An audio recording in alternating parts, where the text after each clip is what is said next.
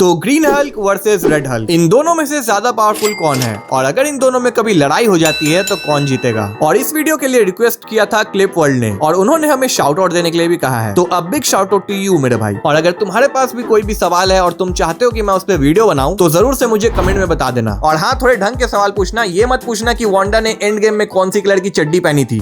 बड़े खतरनाक लोग हैं। तो चलो बढ़ते हैं अब टॉपिक की तरफ। तो जैसा कि तुम लोग को पता है कि captain America brave new world में हमें रेड हल्क दिखने वाला है और इसीलिए फैंस ये भी एक्सपेक्ट कर रहे हैं कि इस मूवी में हमें ग्रीन हल्क भी देखने को मिलेगा। एंड वो हमें मूवी में क्यों दिख सकता है ये आपको मैं आगे बताऊंगा। तो इन दोनों का कंपैरिजन करने के लिए हमें सबसे पहले इनकी ओरिजिन स्टोरी, इनकी पावर्स और इनकी वीकनेस के बारे में जानना पड़ेगा। तो चलो ग्रीन हल्क से शुरू करते हैं। और इसके बारे में ऑलरेडी तुम लोग को बहुत कुछ पता होगा, लेकिन फिर भी मैं तुम्हें शॉर्ट में कुछ चीजें बता देता हूँ। तो ग्रीन हल्क यानी कि ब्रूस बैनर एक साइंटिस्ट है जो कि एक बार सुपर सोल्जर सीरम पे एक्सपेरिमेंट करते वक्त गलती से बीटा रेस के बजाय गामा रेस का यूज कर लेता है, जिससे वो सिग्मा हल्क बन जाता है। अगर तुम साइंस के स्टूडेंट हो तो ये जोक तुम्हें पक्का समझ में आया होगा। तो हल्क एक बहुत ही पावरफुल खूनखार दरिंदा है जो कि ब्रूस बैनर के अंदर रहता है और जब भी वो आउट ऑफ कंट्रोल हो जाता है या फिर उसे लगता है कि उसके सामने कोई खतरा मंडरा रहा है, तब हल्क उससे बाहर आता है। या फिर ये भी कह सकते हैं कि ब्रूस बैनर हल्क में ट्रांसफॉर्म हो जाता है। अब वैसे तो ब्रूस बैनर रियल लाइफ में बिल्कुल फट्टू है, लेकिन जब वो हल्क में ट्रांसफॉर्म करता है तो लिटरली वो किसी की भी फाड़ने की ताकत रखता है, इनफैक्ट नताशा की भी। अब मेरा मतलब है कि उसके पास पावर्स इतनी ज्यादा कि तुम सोच भी नहीं सकते, जैसे कि अनलिमिटेड सुपर ह्यूमन स्ट्रेंथ जिसकी मदद से वो लाखों टन के वजन को उठा सकता है, अनलिमिटेड स्पीड एंड स्टेमिना जिससे वो काफी देर तक बिना थके लड़ाई कर सकता है, और इसके पास है अमेजिंग ड्यूरेबिलिटी जिससे अगर इसके ऊपर कोई मिसाइल का भी अटैक होता है ये उसे इजीली हैंडल कर लेता है एंड इससे कोई फर्क ही नहीं पड़ता। यानी कि ओवरऑल देखा जाए तो ये किसी भी चीज को आराम से झेल सकता है सिवाय थैनोस के पंचेस के। इसके पास एक और एबिलिटी है जो कि है सुपर जंपिंग की, जिसकी मदद से बहुत आराम से वो बहुत ही ऊंचे बिल्डिंग तक जंप मार सकता है। तो ओवरऑल देखा जाए तो ग्रीन हल्क बहुत ही ज्यादा पावरफुल एंड स्ट्रॉन्ग है एंड इसे हराना नेक्स्ट टू इम्पॉसिबल है। तो चलो अब बात करते हैं रेड हल्क के बारे में। तो रेड हल्क एक्चुअली में जनरल रॉस है और ब्रूस बैनर की तरह ये भी एक्सपेरिमेंट की वजह से हल्क में तब्दील हुआ था। बस इन दोनों में फर्क इतना है कि वो एक्सीडेंट से हल्क बना था और ये जानबूझ करके, और ये हल्क इसलिए बना था ताकि वो हमारे ग्रीन हल्क को मार सके, क्योंकि लिटरली ये उससे नफरत करता है। एंड इसलिए मैंने तुम्हें पहले बताया था कि ब्रेव न्यू वर्ल्ड में हमें ग्रीन हल्क देखने को मिल सकता है, क्योंकि जनरल रॉस का रेड हल्क बनने का रीजन ही खुद ग्रीन हल्क है। एंड अगर वही इस मूवी में नहीं रहेगा तो फिर स्टोरी लाइन की माँ बहन एक हो जाएगी। तो चलो अब बात करते हैं इसके पावर्स की। तो इसकी पावर्स ग्रीन हल्क से बहुत ज्यादा सिमिलर है। इनफैक्ट ये ग्रीन हल्क जितनी ही स्ट्रेंथ होल्ड करता है, लेकिन ये पंगे लेने में उससे कई गुना ज्यादा आगे है। इनफैक्ट एक बार तो इसने थॉर का हथौड़ा उठा करके उसी को पेल दिया था, और अनवर्दी होने के बावजूद उसने इस हथौड़े को कैसे उठाया था, अगर तुम्हें ये जानना है तो कमेंट कर देना, मैं इसके ऊपर भी एक वीडियो बना दूंगा। अब ओवरऑल देखा जाए तो इसकी पावर्स, एबिलिटी, स्ट्रेंथ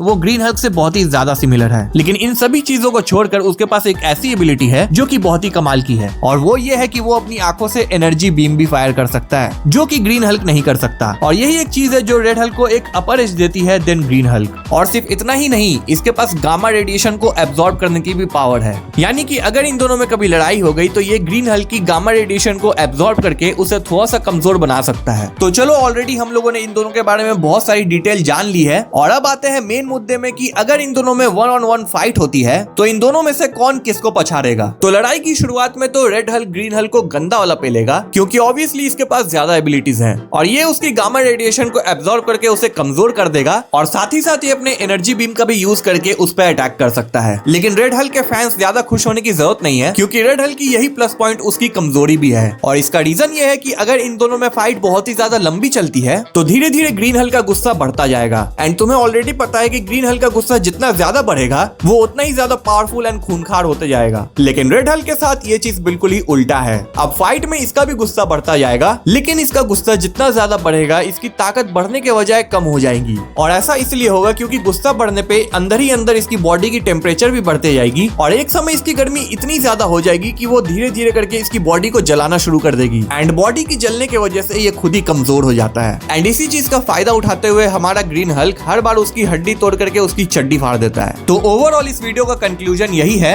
कि अगर इन दोनों की फाइट होती है तो शॉर्ट टर्म में यहाँ पे रेड हल्क को थोड़ा सा अपर एज मिलेगा, लेकिन लॉन्ग फाइट में डेफिनेटली यहाँ पे ग्रीन हल्क जीतने वाला है। खैर इन दोनों में कोई भी जीते मुझे उससे फर्क नहीं पड़ता, मैं तो बस यही चाहता हूँ कि आने वाली मूवी में ये रेड हल्क उस कलुए कैप्टन को मार मार के उसका पिछवाड़ा लाल कर दे। मगर क्यों? मैंने तेरा क्या बिगाड़ा था? खैर अगर ये वीडियो देख करके तुम्हें जरा सा भी मजा आया तो वीडियो को लाइक कर देना, चैनल को सब्सक्राइब कर देना, और अगर गांव में अभी तक तुम्हारे दादाजी ने 5000 में जमीन नहीं बेची है तो उसे मेरे नाम कर देना। वैसे अगर तुम्हें जानना है कि डॉक्टर डूम और नल के बीच लड़ाई हो गई तो इन दोनों में से कौन जीतेगा तो इस वीडियो पे क्लिक करो।